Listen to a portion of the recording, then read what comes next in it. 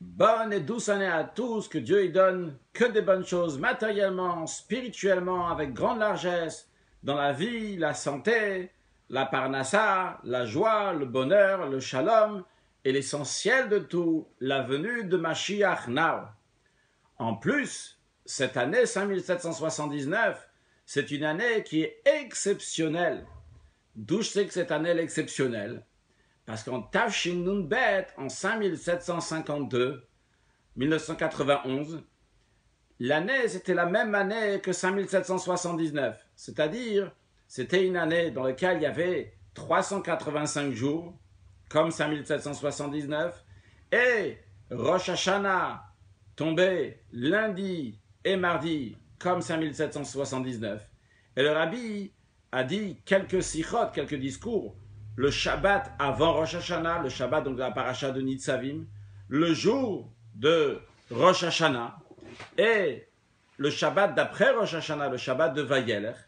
Et aujourd'hui, on va répéter cette sikha-là, donc qui a été composée après en une seule sikha, un seul discours, donc basé sur ces trois discours-là du rabbi, dans lequel le rabbi explique la particularité de 5752, et toutes ces choses-là s'appliquent aussi pour 5779, comme vous le verrez, à part l'explication que le rabbi donne à la fin en ce qui concerne Tehei Shnat Niflaot Bakol, ça ne correspond pas aux initiales de Tafshinaïn Tet de 5779, mais sûrement tous les sujets y sont aussi.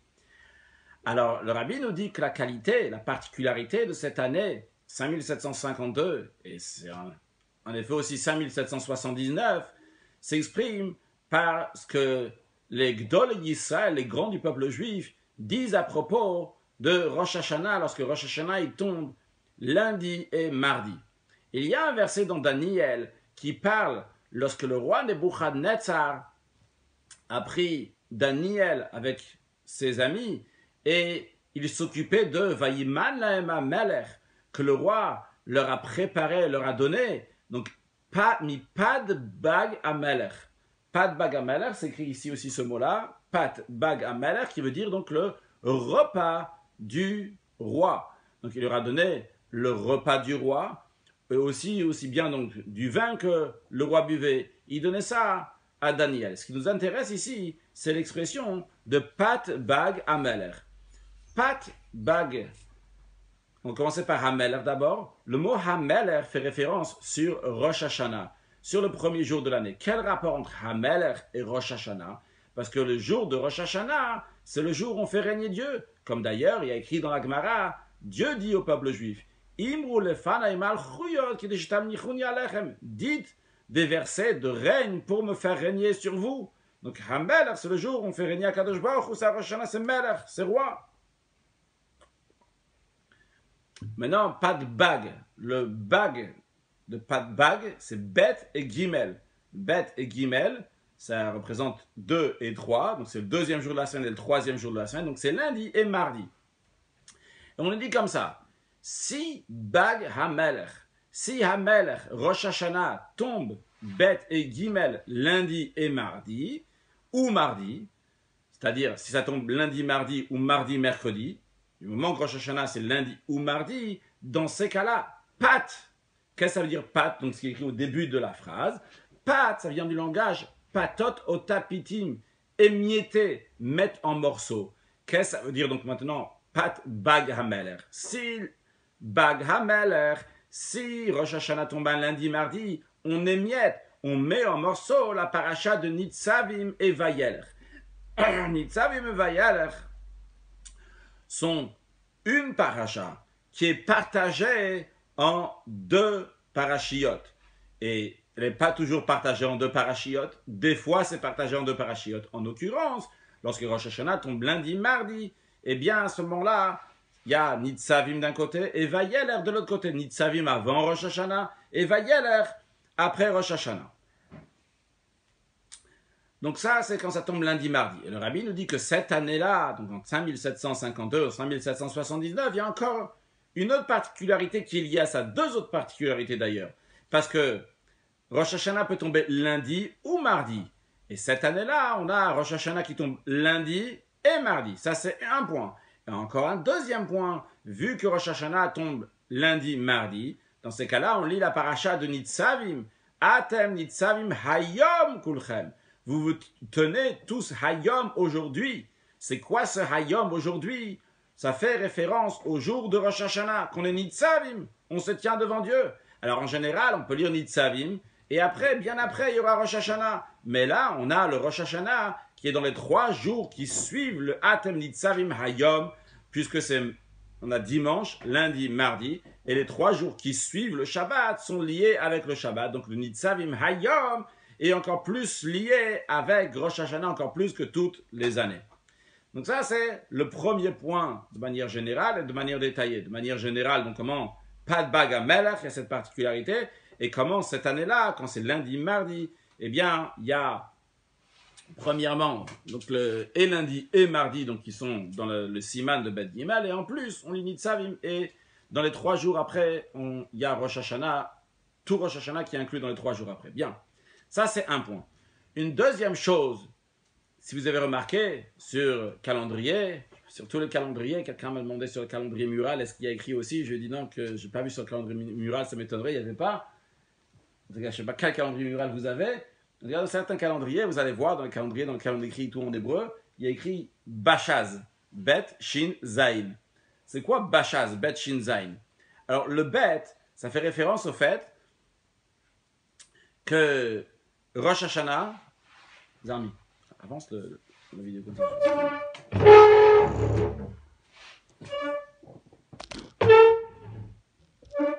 Merci. Le Bet, ça fait référence au fait que Rosh Hashanah tombe un lundi. Après, on a le Shin.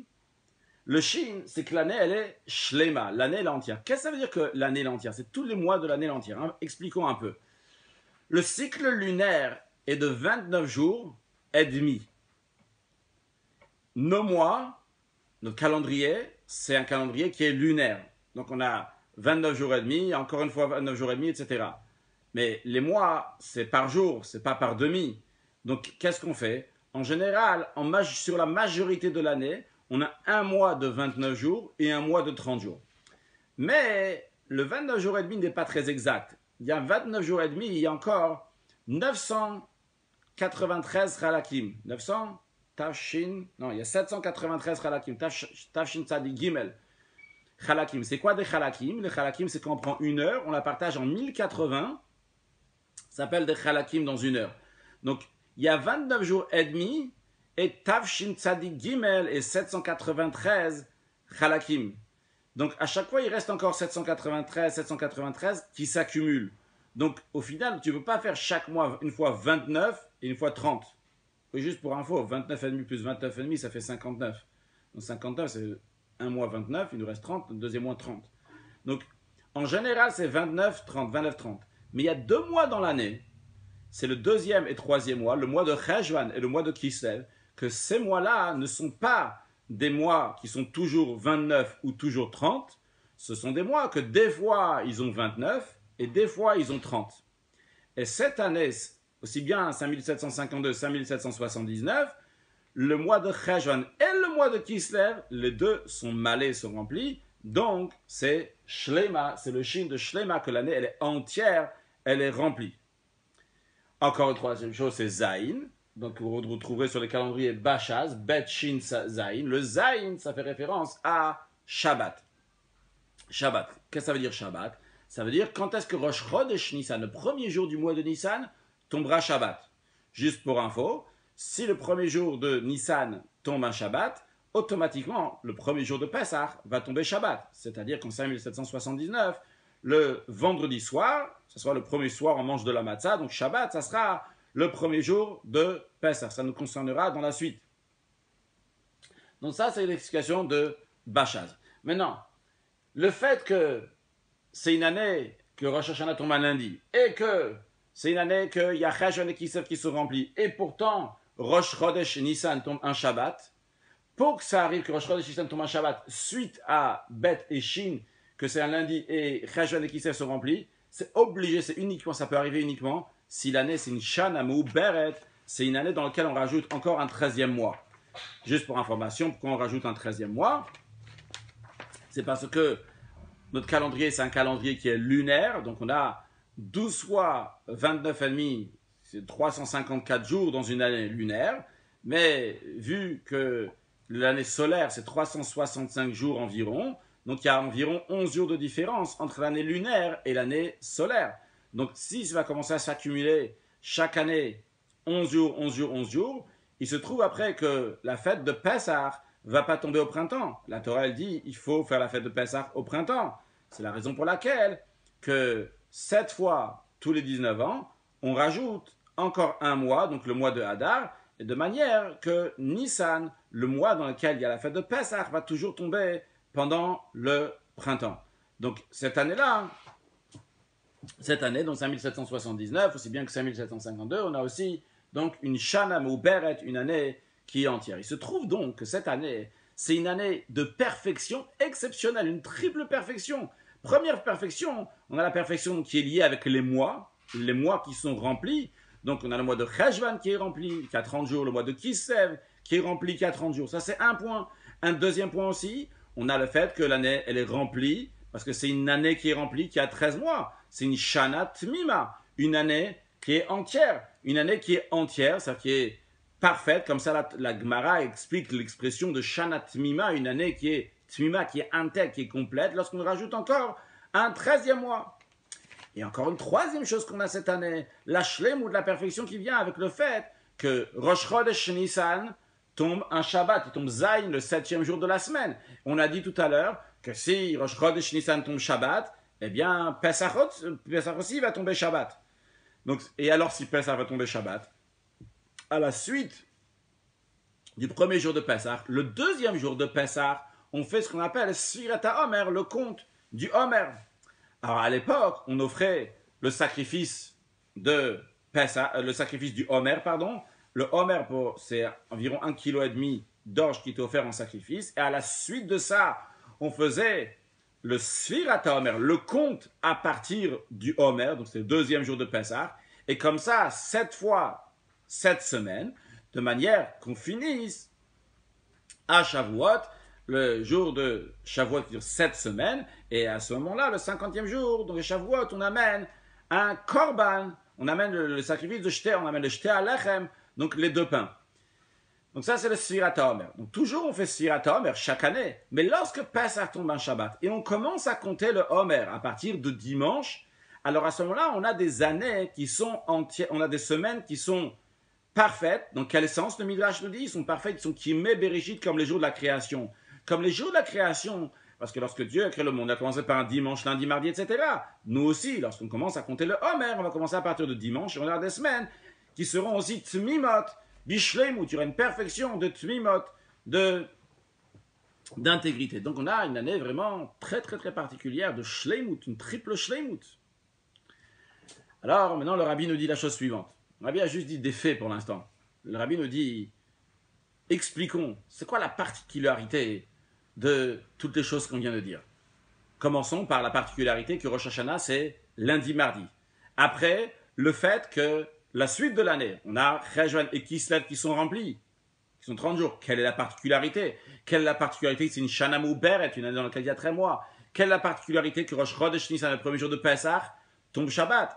Quelle est la particularité de tout le fait que cette année, c'est Tafshin Nun Bet?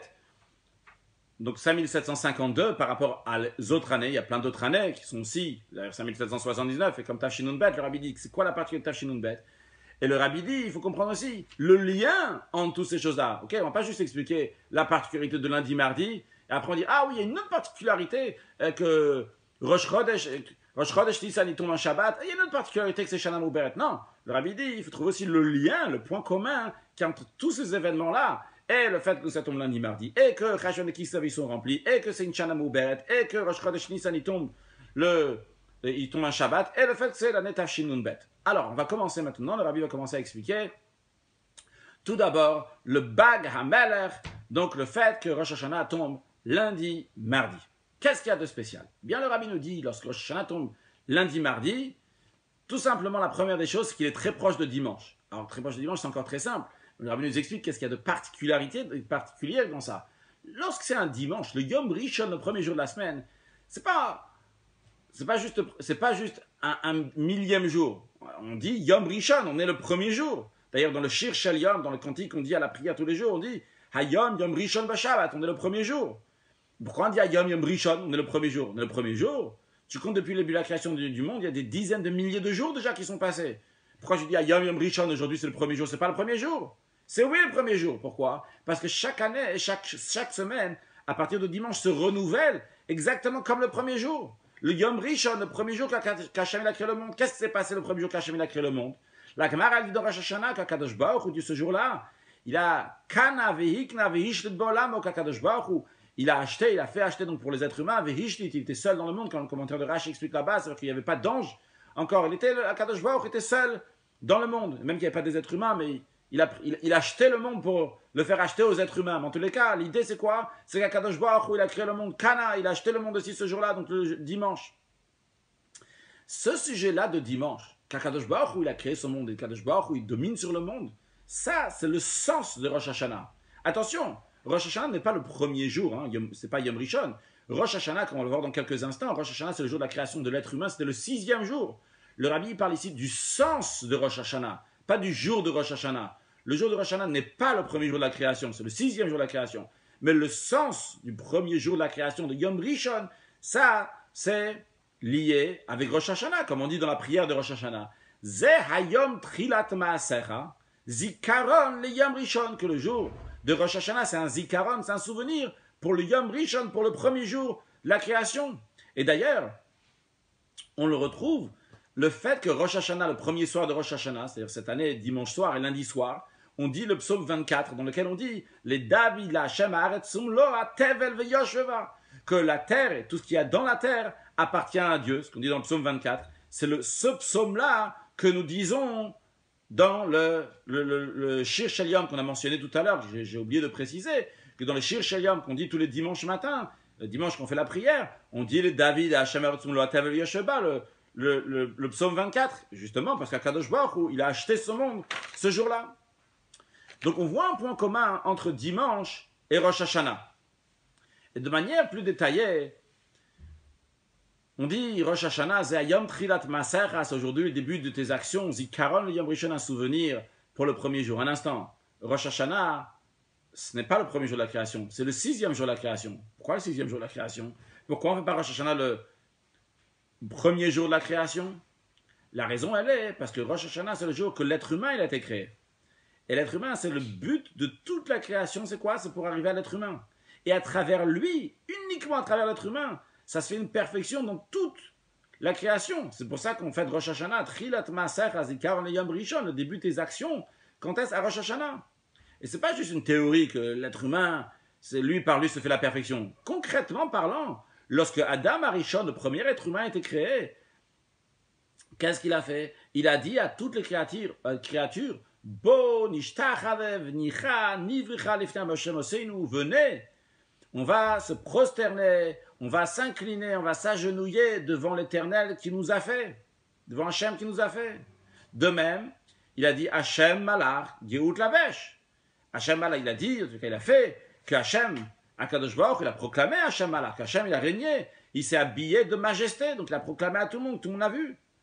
Et chaque Rosh Hashanah, il y a ça aussi. Parce que chaque Rosh Hashanah, on a mentionné tout à l'heure qu'Akadosh Baruch Hu, il dit au peuple juif, Imru lefanei malchuyot, dites devant moi des versets qui me font régner, pour me faire régner. C'est-à-dire que nous, les êtres humains, le peuple juif, chaque année, lorsque ça arrive Rosh Hashanah, à nouveau, on fait la même chose que Adam Arishon, il a fait le jour où Adam Arishon a été créé, le 6e jour de la création, faire régner Akadosh Baruch Hu, et à travers les Bnei Israël, par le fait que nous, on fait régner Akadosh Baruch Hu, par cela, Dieu il devient roi aussi sur tout le monde. Donc on voit un point commun pardon, entre le dimanche et le Rosh Hashanah. Lorsque Rosh Hashanah donc, est très proche de dimanche, alors on voit la perfection qu'il y a ici dans la création, comme elle est dans la situation du premier jour. La situation du premier jour, c'est quoi? C'est qu'Akadosh Baruch Hu, il était Yachid Be'olamo. D'ailleurs, en ce qui concerne le premier jour de la création, il n'y a pas écrit que c'est un Yom Rishon, comme il y a écrit après Yom Sheni, Yom Shlishi, pour le 2e et 3e jour. Mais pour le premier jour, il y a écrit Yom Echad. Pourquoi cette expression de Yom Echad et pas Yom Rishon? Le commentaire de Rashi nous explique que le fait qu'il y a écrit Yom Echad, c'est un jour et pas le premier jour. C'est pour souligner que Dieu était un dans le monde, qu'Akadosh Baruch était Yachid Be'olam, il était seul dans le monde. Et donc lorsqu'on a Rosh Hashanah qui vient juste après, c'est justement pour souligner que même qu'il y a quelques jours qui sont passés depuis Yom Rishon, on n'est plus Yom Rishon maintenant, il y a un monde qui a été créé.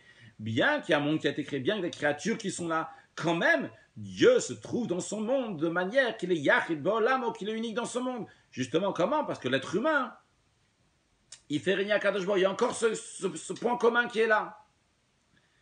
Mais là, le Rabbi rajoute encore une chose. Ve'od ve'ikar. Et ce ve'od ve'ikar, il va nous suivre après pendant toute la sikha du Rabbi. Ce ve'od ve'ikar, ce point qui est encore un point qui est très important, même pas juste qui est vraiment, qui est essentiel, que le fait que Rosh Hashanah vient juste après dimanche, mais ça vient un jour après, c'est pas dimanche, c'est le jour qui est après. Ça souligne que le dimanche, c'est un jour extraordinaire, très très bien, mais ça souligne que ce qui vient après, le lundi, le jour d'après, donc qui représente le jour où ça a commencé maintenant le travail de l'être humain. Attention, le lundi, l'être humain n'a pas été créé lundi, il a été créé le vendredi. Mais le fait que maintenant, le lundi, il y a déjà un monde, il y a déjà quelque chose d'autre, eh bien qu'il y a un être humain, l'être humain, ce qu'il va faire, lui, il va amener une perfection dans la création. En d'autres mots, Dieu, il a créé le monde avec sa perfection. Mais Dieu, il a donné entre les mains de l'être humain, il a dit, toi, tu vas faire encore une plus grande perfection. Comment ça? Tout d'abord, mettre au clair, et a priori c'est un chidouche du Rabbi, que, vrai, pourquoi on fait Rosh Hashanah le jour de la création de l'être humain et pas le jour de la création du monde? Parce que l'être humain, c'est la couronne du monde, c'est le meilleur du monde, c'est l'essentiel du monde. C'est la raison pour laquelle que Rosh Hashanah est fixé lorsque l'être humain a été créé. Mais le Rabbi dit, c'est pas seulement ça, c'est essentiellement parce que l'être humain, il va faire un travail. Avodata Adam, pas juste Briata Adam, pas juste parce que l'homme, il a été créé. Quand on dit l'homme, il a été créé, c'est-à-dire Dieu, il a fait une créature qui est au top, qui est exceptionnelle. Donc c'est pour ça qu'on va faire Rosh Hashanah aujourd'hui. Mais c'est ce que Dieu a fait, c'est une perfection que Dieu a amenée. Le Rabbi nous dit l'essentiel, pourquoi on fixe Rosh Hashanah le jour que l'être humain est né, c'est pas juste parce que l'être humain il a été créé, ce que Dieu a fait, mais c'est parce que l'être humain va œuvrer, va faire quelque chose dans ce monde. Il va amener une perfection qui est encore plus grande. Il va faire Bonishtachave, il va dire à tout le monde, venez, on va se prosterner à Shem Malach, que Dieu, il est le roi sur terre. Et ça, c'est encore une plus grande perfection que ce que Dieu a fait en créant l'être humain, en créant l'univers. Qu'est-ce que ça veut dire? Comment on peut se permettre de dire de telles choses? Eh bien, dans la Torah, il y a écrit ça. La Torah dit Asher bara Elohim, que Dieu il a créé, ce monde que Dieu l'a créé. Mais la Torah rajoute un mot. Asher bara Elohim, la asot, pour faire. Et nos sages expliquent que c'est la asot pour faire, c'est les taken pour arranger. En d'autres mots, il y a le Asher bara Elohim. Est-ce que Dieu il a créé? Dieu il a créé. Mais Dieu il nous dit j'ai créé. Mais les taken, à toi de jouer maintenant. Toi, tu as à faire quelque chose. Vrai, moi j'ai amené une perfection au monde. Mais maintenant, je veux ta touche à toi. C'est ça la plus grande perfection qu'il va y avoir. Par le travail de l'être humain, on va arriver à une perfection. Par le travail du juif qui va accomplir la Torah et les mitzvot. À travers ça, l'existence, le monde va pouvoir tenir. Et d'ailleurs, c'est lié directement avec le 6e jour de la création et le travail de l'être humain. Comment cela? Le 6e jour de la création, c'est Yom Shishi en hébreu. Mais la Torah ne dit pas Yom Shishi, la Torah dit Yom Ha-Shishi, le 6e jour.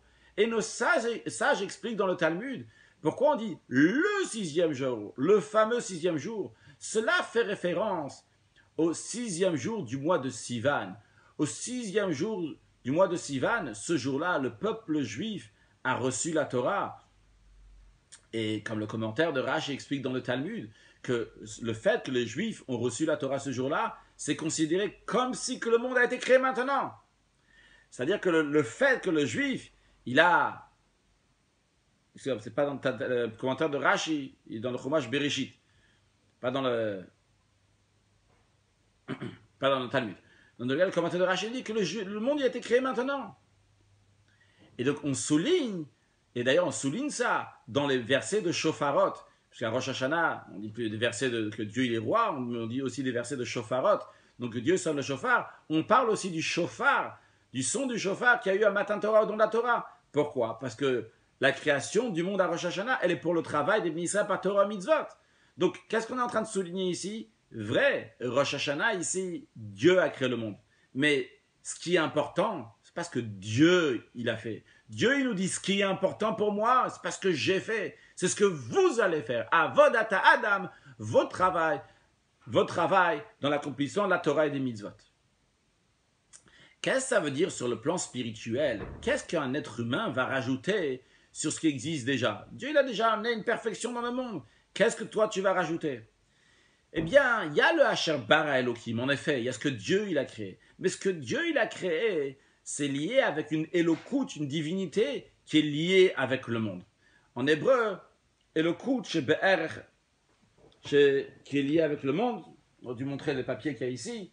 Je reprends, on a fait des papiers, je remercie mon fils Levi qui a fait ses papiers, donc il faut s'en servir. Donc, on a Yom Rishon, le premier jour de la création, on a le jour qui est après la création. Le premier jour de la création, c'est ce que Dieu il a fait. C'est après Yom Rishon, c'est déjà ce que l'être humain il va faire. Après, on a ici Briata Adam, donc c'est ce que Dieu il a fait qui a créé l'homme. On a Vodata Adam, ce que l'homme il va travailler. Après, on a Cher Bara Elohim, ce que Dieu il a fait, mais après, il y a le Lasot et Taken, ce que l'être humain il va faire. Et comment l'être humain il fait le Lasot et Taken, on en est ici. Donc, c'est Kiyum Torah Mitzvot, c'est l'accomplissement de Torah Mitzvot. On est en train de dire que ce que l'être humain, ce que Dieu il a fait, Dieu il a créé le monde, Cher Bara Elohim, il a mis une divinité dans le monde, mais c'est une divinité qui est liée avec le monde, qui est en commune mesure avec le monde. C'est le Haolam, comme ça le Rabbi écrit dans Sikha. Après ici, par contre, il y a le coup chez le Malam Haolam. Lorsqu'un juif fait quelque chose, par son travail, il œuvre dans l'accomplissement de Torah Mitzvot, et bien par cela, il amène un niveau de divinité qui est au-delà du monde, jusqu'à qu'il amène l'essence d'Akadosh Baruch, l'essence de Dieu, il amène dans le monde. Ça d'ailleurs, c'est toute l'idée, pour quelqu'un, on connaît, on apprend Chassidut, Nitav Akadosh Baruch, il y a écrit dans le Midrash que Dieu il a voulu avoir une demeure ici-bas. C'est-à-dire que ce monde-là, matériel, va devenir une demeure pour une divinité qui est bien au-delà du monde. C'est quoi cette divinité qui est au-delà du monde? C'est pas juste un niveau de divinité, c'est Atzmutumehut, l'essence de Dieu qui vient, qui s'habille dans ce monde. Et ça se fait par qui? Par le travail de l'être humain. Donc, en effet, Dieu il a créé un monde avec une perfection. Mais une perfection, et le coach qui est lié avec le monde. Le travail du juif, par ce Torah Mitzvot, c'est d'amener et le coach le Malam qui est au-delà du monde. Le Rabbi nous dit, d'ailleurs, ça, on le retrouve aussi en allusion dans la création de l'être humain. La création de l'être humain à Kadosh Baruch, où Dieu il a pris l'être humain, il a pris de la terre. La poussière de la terre. Et après, à la suite de ça, en deuxième étape, après il a mis une neshama de vie. Donc on a deux parties dans l'être humain. On a la partie donc, qui est Afar Minadama, qui est de la terre. On a la partie qui est Nishmat Chaim, qui est donc l'âme, le souffle de vie qu'Akadosh Baruch, où il a mis dans l'être humain. Donc on dit qu'Akadosh Baruch il a pris l'être humain, Afar Minadama, la poussière de la terre. Il faut savoir donc l'être humain est de la poussière de la terre. Mais il faut pas seulement l'être humain. Il faut savoir que tout ce qu'il y a dans le monde, et Afar, tout dans le monde a été créé Mina Afar. Il a écrit Akol Aya Mina Afar. Tout a été créé à la base de la terre. Comme l'être humain qui a été fait de la terre, mais tout a été fait de la terre. Et qu'est-ce que Dieu il a fait donc dans l'être humain qui était Afar Minadama? Il a donné Nishmat Chaim, une neshama de vie. Et bien à travers cela, Dieu il a donné la possibilité de dévoiler dans ce monde la Nishmat Chaim. Qu'est-ce que ça veut dire dévoiler la Nishmat Chaim? Dans ce monde-là, il y a la divinité qui est dans ce monde. Et notre travail, justement, est de dévoiler cette divinité. C'était le coup de Shebe'er Olam, tout d'abord. Première étape. On doit dévoiler, il y a de la divinité dans ce monde. Dieu il a créé ce monde. Dieu crée ce monde aussi à chaque instant. Vrai, avec une éloquence Shebe'er Olam, avec une divinité qui est liée avec le monde. Mais elle se trouve dans le monde. Alors, le juif, par son travail, le fait que Dieu a soufflé une Nishmat Chaim dans le juif qui a affamé Adama, dans l'être humain qui a affamé Adama, Adama Rishon, par cela, il donne la force de dévoiler dans le monde Nishmat Chaim qu'il y a dans le monde. Ce monde-là ne va pas être juste affamé Adama, pas juste de la terre. Il va avoir une Nishmat Chaim, une vie. Mais en deuxième étape, encore plus que ça, pas seulement que le juif va dévoiler Nishmat Chaim d'Abria, la neshama de vie qu'il y a dans la création, qu'il y a dans le monde, qui existe déjà dans le monde. Mais le juif va faire encore plus que ça. Il va dévoiler la Nishmat Chaim qu'il y a dans l'être humain, la Nishmat Chaim qui est un Chelek Elokam Imal Mamash, qui est une parcelle de Dieu. En autre mot, qui va se dévoiler dans le monde, même le niveau de divinité qui dépasse le monde, jusqu'à qu'il va dévoiler le Mehuto Vatzmuto Yidbarech, l'essence d'Akadosh Baruch Hu, qui va le dévoiler dans ce monde. Il va dévoiler l'Elokut chez le Malam Eolam. Donc le Rabbi nous dit ce qu'on a dit avant, cette partie-là qui est la partie donc qui est liée avec le monde, la partie qui est au-delà du monde, elle s'exprime aussi dans le fait que Hachem a mis Nishmat Chaim dans l'être humain. Le Nishmat Chaim, c'est-à-dire qu'il donne la force que dans le Afar, Mina Adama, que dans la terre, on va dévoiler une dimension qui est beaucoup plus haute. Et c'est pas ça une théorie, mais ça on le retrouve concrètement dès que Adam Arishon, il est né, il a été créé, il a fait ces deux choses-là. Et dévoiler la Nishmat Chaim, donc qui est liée avec le monde Nishmat Chaim de Abria, de la création, et aussi bien la Nishmat Chaim de l'être humain, aussi bien la Nishmat Chaim, donc d'une divinité qui est liée avec le monde, aussi bien une Nishmat Chaim avec une divinité qui est au-delà du monde. Comment ça? Adam Arishon, on a mentionné deux phrases tout à l'heure qu'il a dit. Il a dit Bo, Nishtacha, Nicha, Nivricha, Lifta Hashem Osei. Donc on va aller se prosterner, s'incliner, s'agenouiller devant le Dieu qui nous a fait. Le fait que Dieu il est Osei, il nous a fait, c'est qu'il nous a fait, comme il a fait le reste de la création, qui fait référence donc à un niveau de divinité qui est lié avec le monde. Mais après cela, il y a encore une chose qu'Adam Arishon a dit Hashem Malar Yehoud Lavesh, que Dieu il a régné et il s'est habillé de majesté. En d'autres mots, qu'est-ce qu'il a fait? Il a fait Hartarat HaMelech, il a couronné le roi, Hashem Malach. Ça, c'est une deuxième étape. Il dévoile dans le monde le Malchut d'Akadosh Baruch Hu, le règne d'Akadosh Baruch Hu, qui fait référence donc à un niveau de divinité qui est tout à fait au-delà du monde. En plus, on sait dans Chassidut, c'est expliqué que Malchut, on sait que dans les mondes spirituels, il y a 10 sphères. La 10e des sphères s'appelle Malchut. Et le Malchut, cette 10e sphère, elle arrive jusqu'à un niveau très très haut, qu'on appelle Keter. Keter qui veut dire la couronne donc qui couronne les mondes, qui est au-delà des mondes, et jusqu'à même Pnimiut Keter. C'est-à-dire que Malchut, le fait de faire régner Dieu, ça va jusqu'à Pnimiut Keter, le niveau intérieur de Keter, jusqu'à Mehut Vatzmutit Barer, jusqu'à même l'essence de Dieu. Donc justement, on a ici dans Adam Arishon même, dès que l'être humain a été créé, on a ces deux dimensions. Aussi bien la dimension qui est liée, donc la divinité qui est liée avec le monde, et aussi bien la dimension qui dépasse le monde, la Hartarat HaMelech, le fait qu'il a fait régner Akadosh Baruch Hu dans le monde.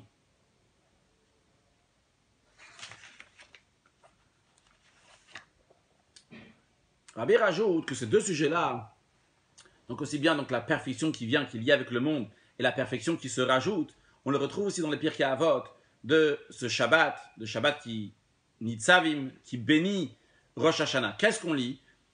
On lit le Père Ekramish et le Père Shishi, le 5e et le 6e chapitre de Pirkei Avot, ce Shabbat-là. Le début du 5e chapitre de Pirkei Avot de Maxime de nos pères, il dit que le monde il a été créé avec 10 paroles. Donc de quoi on parle? On parle de la création du monde, donc l'ordinaire, la divinité qui est liée avec le monde. Mais après, on a le Père Shishi, le 6e chapitre. Dans le 6e chapitre, on dit Shanu Chachamim Bilshon Mishnah, que nos sages ont enseigné dans le langage de la Mishnah. C'est-à-dire, ici on parle de travail des Chachamim, on parle les Bnei Israël, que tous les enfants d'Akadosh Baruch, tous les Bnei Israël sont des Moudé Hashem, étudie la Torah, ils sont Chachamim, donc le travail des Bnei Israël. Le travail des Bnei Israël avec quoi? Avec la Mishnah. La Mishnah est liée avec la Géoula, comme il y a écrit que les Enagalouyot, que les exilés vont se rassembler par le mérite de la Mishnah, comme il y a écrit Gamki Yatnu, Yitznu, Yatnu Bagoim, Atakap, lorsqu'ils vont apprendre. Ils vont, dans le langage de Mishnah, Yatmu, le langage de Mishnah, ils vont étudier. Bagoim, parmi les nations, Atakap, je vais les rassembler. Donc la Mishnah est liée avec la Géoula. Et il y a écrit dans le début du 6e chapitre, Shanu Chacham Mishana Mishnah, que nos sages, donc les sages, donc le travail des Bnei Israël, Mishana Mishnah, la Géoula. Ça veut dire qu'on amène la Géoula, on amène la délivrance. Le monde, il est limité. Il est dans les Medida Vahakbala d'Asar Mamarot, avec les 10 paroles avec lesquelles Dieu a créé le monde. Donc c'est un niveau de divinité qui est limité. Et justement, par le travail du juif, on amène une Géoula, on amène une délivrance à cela, par la Mishnah. Et d'ailleurs, comme on voit à la fin du 6e chapitre, il y a écrit Kol Mashebar HaKadosh Baruch Hu Be'olam Lo Brao Lirvodo, Shenemar Lirvodi Brati Vitzati Vafasitiv, Venemar Hashemim L'Olam Ved. Il y a écrit que tout ce que Dieu il a fait dans le monde, il a été fait pour mon honneur. Il ramène un verset, pour mon honneur ça a été fait, etc. Et après à la fin il dit Hashemim L'Olam Ved, que Dieu va régner à l'éternité. Que ça, c'est tout. Donc on arrive ici au but de la création du monde, pour ce rajout-là, pour cette perfection qui vient par le travail de l'homme, de dévoiler dans le monde l'honneur d'Akadosh Baruch qui n'a aucune commune mesure avec la divinité qui est dans le monde. Donc on voit le chapitre 5, c'est lié, le Père Kramishi, c'est lié avec Oseinu, avec Nishvat Chaim d'Abria, par contre le Père Shishi, c'est Hashem Malach, donc c'est le Malchut d'Akadosh Baruch, donc c'est la Géoula, la délivrance, donc un niveau, et le Kout, chez le Mal, la divinité, donc qui est au-delà du monde. Comme on voit aussi ici, donc Asarama Marot, Chacham, donc c'est Mishnah, Hagbala de Briata Olam, et là, donc on amène la Geoula. Dans le Rabbi dit en plus, le Rabbi dit Oula Yesh Le'ayr. Peut-être on peut aussi faire remarquer. Le monde est des Chsidim, quand le Rabbi dit peut-être on peut faire remarquer, même si le Rabbi il a un peut-être, pour nous c'est évident que c'est comme ça. Donc, disons les choses comme ils sont, le Rabbi dit.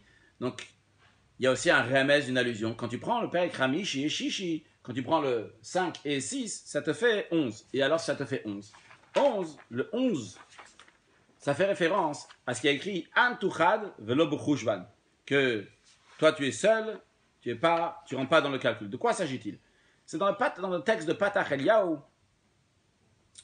donc de Tikkun et Zohar, dans lequel là-bas il y a écrit Antuchad, toi Dieu tu es chad, tu es unique, velo b'chushvan, tu rentres pas dans le calcul. Tu rentres pas dans le calcul des 10 sphères. On a mentionné tout à l'heure, dans chaque monde il y a 10 sphères.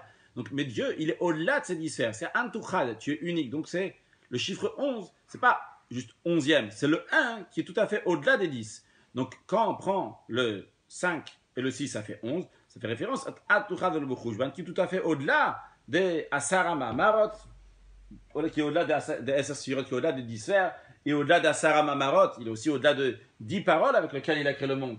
Et il est aussi au-delà donc des Aseret Dibrot, donc les 10 Dibrot, donc les 10 commandements, qui sont liés aussi avec la Sarah. C'est tous ces 10-là, ils sont tous liés les uns aux autres. Mais ce niveau-là, donc de 11, en fait, le niveau 1, donc qui est unique, qui dépasse totalement le monde, il est au-delà de ces 10-là. Et comment ce niveau-là se dévoile? Eh bien, c'est par le travail des Bnei Israël, en étudiant la Torah, en accomplissant la Torah. Et comme d'ailleurs, on retrouve cette idée dans le verset, il y a écrit Achad Asayom Mechorev. Il y a écrit 11 jours depuis le mont Chorev, depuis le mont Sinaï. C'est Moshe Rabbeinu qui parle au peuple juif, qui leur dit de le Sinaï jusqu'à Eretz Israël, il y a 11 jours. Mais en ce qui nous concerne ici, le Rabbi explique qu'est-ce que ça veut dire Achad Asayom Mechorev. On est à Chorev, on est au mont Sinaï. Au mont Sinaï, on est encore avec le niveau de 10. Mais là, on t'a donné une force, par la Torah qu'on t'a donnée au mont Sinaï. Maintenant, on te donne une force que Mechorev, de mont Sinaï, maintenant tu as la force d'arriver à Achadasa. Tu as la force d'arriver au chiffre 11, donc à un niveau qui est plus haut. Et que là, donc le juif doit dévoiler dans le monde le niveau de Achadasa, comme il se trouve, comme il est au-delà du monde, et comme il est dans l'essence même d'Akadosh Baruch Hu. Juste à noter qu'au fil de la Sikha, de manière générale, à chaque fois que le Rabbi parle en ce qui concerne la Elokut qui est dans le monde, la perfection qui est dans le monde, la Sarama Marot, etc., constamment l'expression elle est les galotes, de dévoiler. À chaque fois qu'on parle de quelque chose qui dépasse le monde, le Rabbi dit les hamshich ou les galotes, d'amener et de dévoiler. En effet, ce qui est logique, puisque la divinité qui est dans le monde, elle existe déjà là. Elle est déjà là, il faut juste la dévoiler. Par contre, ce que le juif, il fait le travail du juif, c'est pas juste seulement de dévoiler ce qu'il y a déjà là, c'est les hamshich ou les galotes. Et d'amener quelque chose de nouveau, une divinité qui est au-delà du monde, et en plus aussi de dévoiler ce qui est au-delà du monde. Bien, donc dans ce paragraphe, donc ce dernier paragraphe qu'on vient de mentionner, donc le Rabbi a fait le lien avec les Pirkei Avot de la semaine du Shabbat qui est avant Rosh Hashanah. Alors, le Rabbi nous dit que ce qu'on vient d'expliquer, ce qui se rajoute donc par le travail de l'être humain, est souligné encore plus lorsque Rosh Hashanah tombe lundi, mardi. Particulièrement lorsque c'est lundi, mardi. Bagamel. Pourquoi? Le fait que Rosh Hashanah est très très proche du dimanche, le dimanche c'est la perfection de la création par rapport à Dieu. Comme Akadosh Baruch Hu, il est Yachid Be'olamo. Donc c'est une perfection par rapport à Dieu. Ce qui rajoute par l'être humain à Rosh Hashanah, c'est justement par le fait que Rosh Hashanah ne peut jamais tomber un dimanche. Il y a une règle, lo adu rosh. Il y a une règle que Rosh Hashanah peut jamais tomber, j'écris ici. Yom Rishon, donc ça c'est le dimanche, et par contre Rosh Hashanah c'est jamais ni le Aleph, Dalet, Vav, ni le 1, 4 et 6, ni le dimanche, ni le mercredi, ni le vendredi. C'est pas possible que Rosh Hashanah va tomber un de ces jours-là. Donc Rosh Hashanah ne peut jamais tomber à Yom Rishon. Yom Rishon c'est quoi? C'est la perfection de Dieu, comme Dieu il est seul dans le monde. Mais on te dit, ah non, Rosh Hashanah c'est pas ça. Rosh Hashanah c'est pas comme Dieu, la perfection de Dieu qui est seul dans le monde. C'est le travail de l'être humain qui va venir après le dimanche. Donc, ce qui nous intéresse, c'est ce Yom Rishon. On n'a pas parlé de mercredi, vendredi. Ce qui nous intéresse, donc, c'est c'est le Aleph. Juste pour information, c'est bon à savoir que le Rosh Hashanah ne peut pas tomber ces jours-là. Les sages, donc, ils ont arrangé un calendrier qui ne peut pas tomber d'une telle manière. Parce que si Rosh Hashanah est tombé un mercredi ou un vendredi, il se trouve donc qu'on aura un Yom Kippour qui va tomber un dimanche ou un vendredi, et ce qui n'est pas possible, ce qu'il ne faut pas pour pas qu'on va passer comme ça de Shabbat l'un après l'autre, Kippour et Shabbat, c'est le 7e jour, et ça ne tombe pas aussi un dimanche. S'il tombe un dimanche, alors au Shana Rab, le dernier jour de Sukkot, il va tomber un vendredi, il va tomber un Shabbat, pardon, et on ne veut pas que ça va tomber un Shabbat. Donc quand on le repousse comme ça d'un jour, lundi, comme ça va faire que ça va tomber un dimanche. Donc j'espère que vous avez compris. En tout cas, je n'ai pas tout expliqué les raisons. Dans la Sira d'Arabie, pas, c'est bon à savoir. Alors, en tous les cas, sur le plan spirituel, le Rabbi nous explique pourquoi ça ne tombe pas un dimanche. Yom Rishon, parce que Yom Rishon, c'est Dieu. Mais nous, ici, ce qui nous intéresse, c'est ce qui est après Yom Rishon. C'est le travail de l'être humain. Comment on retrouve ici le travail de l'être humain? Et surtout, lorsque ça tombe, comme cette année, un lundi et un mardi. Nos sages disent que le lundi, la machloket, la dispute, la séparation a été créée. Et le mardi, la séparation s'est annulée et ça s'est fait le shalom. Alors qu'est-ce que ça veut dire dans le travail de l'être humain, toutes ces belles choses-là? La machloket de Yom Sheni, du lundi, c'est il y a un voile sur le monde. On ne voit pas Kadosh Baruch Hu. Vrai, dimanche, Akadosh Baruch Hu était Yachid Be'olamo, mais c'était Yachid Be'olamo, c'était dans son monde, c'était lui, c'était Akadosh Baruch Hu qui est tout seul. Après le lundi, on a la Machloket, il y a un monde ici qui n'est pas d'accord. Il dit non, moi, c'est vrai, bon, peut-être Dieu il a créé le monde, mais ça ne m'intéresse pas, c'est pas mon truc. Il est en Machloket. Et le Chidouche, la particularité du 3e jour, c'est quoi? C'est justement qu'on fait par le travail des bénis Israël, on annule la marloquette, on annule cette séparation qu'il y a entre Dieu et le monde, et on dévoile dans le monde comment Kadosh Baruch Hu, c'est lui qui a créé le monde, de manière que le monde, entre guillemets, est d'accord avec le fait avec Akadosh Baruch Hu. Et ça, c'est le travail des bénis Israël. Et d'ailleurs, les bénis Israël, et aussi bien la Torah, parce que c'est comment les bénis Israël font ça, comme les juifs font ça, par la Torah, et les juifs et la Torah sont liés avec le chiffre 3. La Gemara on dit que Dieu il a donné Orient Litae, Le'am Litae, une Torah qui est en 3, un peuple qui est en 3. Une Torah qui est en 3, il y a Torah, Nevim et Ktuvim, la Torah, les prophètes et les agéographes, un peuple qui est partagé en 3, de Cohen, de Lévi et Israël, donc aussi en 3. Donc le peuple juif est lié avec ce 3-là. Le 3, c'est pas juste un chiffre, mais aussi c'est toute une idée que le 3, il va réunir le 1 et le 2. Le 3, il va réunir deux choses différentes. Et comme d'ailleurs, il y a écrit lorsqu'on a deux opinions, excusez-moi, c'est écrit ici, Béa, c'est Déa, on a une Déa, après on a une deuxième Déa, on a Déa Aleph, Déa Bet, on a une manière, une personne qui pense comme ça, et après on a une deuxième manière qui pense différemment. Mais le Machia, un Machia, celui qui va concilier entre le premier et le deuxième, c'est pas qu'il va prendre le côté de 1 ou le côté de 2. C'est que les deux vont être d'accord avec le Machia, il va réconcilier, il va prendre les deux en même temps. Et ça, c'est justement le travail du juif. Il y a écrit donc que le juif, il a appelé Shulamit, comme ça dans Shir HaShirim. Le peuple juif a appelé Shulamit. Pourquoi le peuple juif a appelé Shulamit? Le Midrash explique. Parce que c'est un peuple qui fait Shalom, il fait la paix. Beini le Ben Olam, Dieu dit, c'est un peuple qui fait la paix entre moi et mon monde. Le monde, il peut avoir un Helen Vehester, un voile dans lequel on ne voit pas Dieu. Il y a Kadosh Baruch Hu ici, donc il est Echad, il est Yom Rishon, il est Yachid Ba'olam, on a le monde, Olam Yom Sheni, Helen Vehester, il y a une machlok ici, il y a une dispute entre le Yachid Ba'olami et le monde. Mais après, on a la Shulamit, on a Israël avec la Torah qui est Machia, qui réconcilie les deux en même temps, qui fait le Shalom entre les deux, qui vont devenir une seule chose. De manière plus profonde, le Rabbi nous dit, quand on parle de Machloket de lundi, c'est essentiellement Machloket dans la doucha, dans le positif. Pas juste Machloket, le monde n'est pas d'accord. C'est aussi dans la Torah même, on retrouve ça. Et comme d'ailleurs, on dit dans la Pirkei Avot, quand on lit le Shabbat avant Rosh Hashanah, dans Perek Hamishi, on dit Machloket chez les Shem Shamaim, une Machloket qui est pour Dieu, une dispute qui est pour Dieu. Bien sauf à l'Idkaim finir par exister. On dit c'est quoi cette Machloket? C'est Machloket de Hillel et Shammai. C'est la discussion qui est entre Hillel et Shammai. Hillel et Shammai sont deux personnages. Donc, les Shem Shamaim, que chacun il pense différemment pour la Torah. Et c'est une Machloket qui est dans la Torah. Dans la Torah, il y a cette notion-là. D'ailleurs, Machloket, ça vient dans le langage de Hitralkut, qui est une séparation.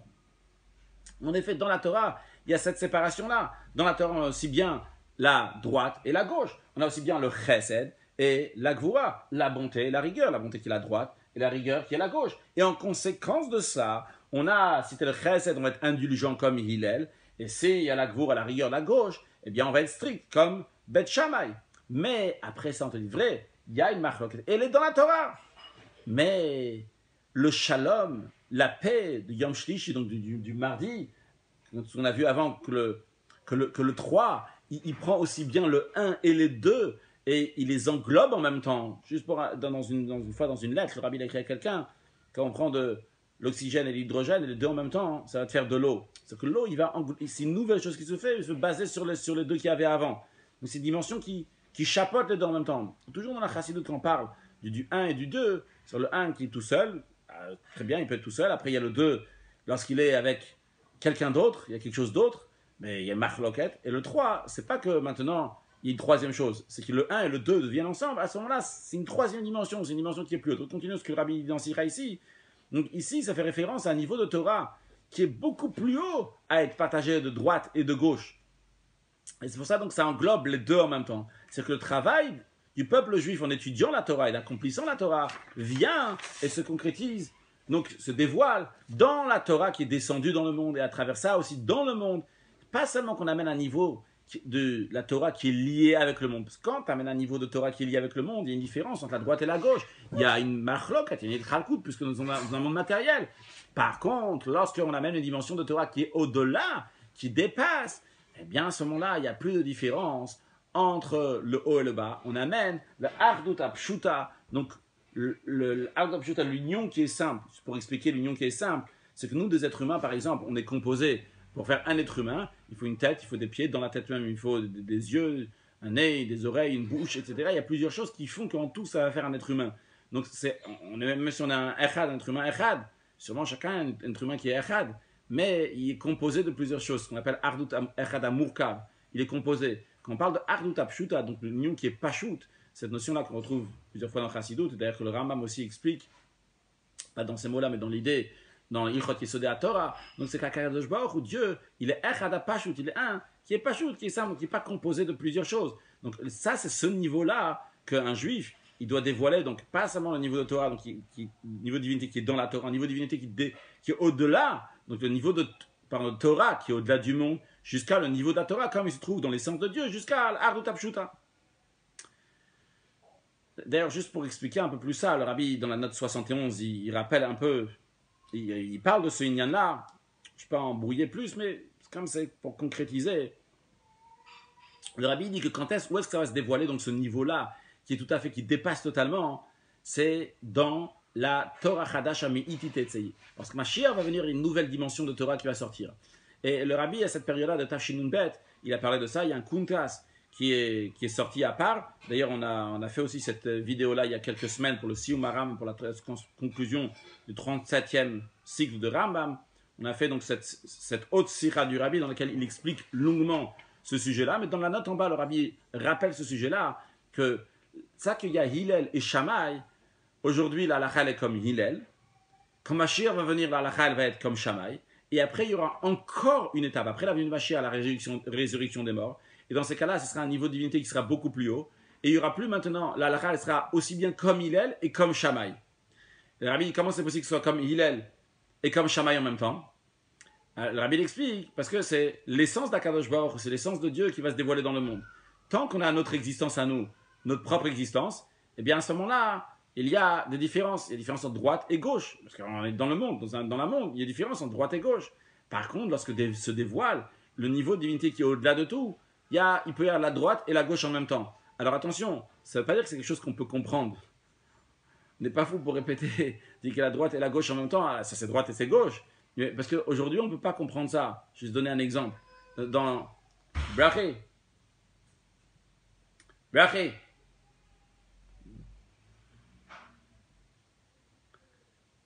Donc il y a un Keil Yalad Beiche.